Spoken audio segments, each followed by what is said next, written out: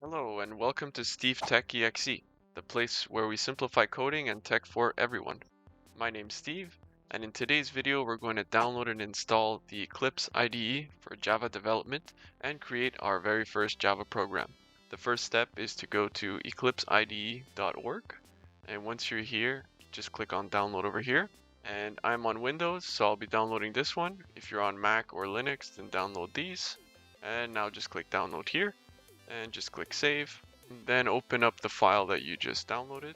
Now you can just click on the first option here and just click install. And once that's finished installing, you'll get a green launch button here. Just click on that. You'll also have to set your workspace here. Don't really worry about it too much. Just leave it as the default and click launch. And from here, the entire setup is complete. So we can now create our first Java project. So you can just go here, create a Java project, or in the future, you go new Java project here. Just name it whatever you want, first project, and click on finish. And you'll see it over here in your package explorer. Click on the little drop down here, right click on SRC, new class, and we'll just name it first class.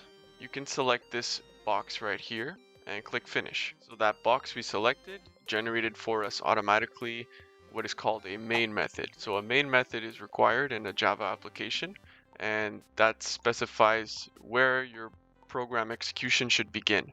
So we could get into that in another video, but for now, let's just type in system.out.println, open bracket, open quotes, hello world. And we can go to the end here and put a semicolon. Save that by doing Control S, and you can run it up here. And as you can see, the application ran and printed to our console hello world. So that concludes this tutorial on setting up your IDE and creating our first simple program. So don't forget to leave a like if you found this video helpful and subscribe for more tech tutorials. If you have any questions, drop them in the comments and I will do my best to help you out.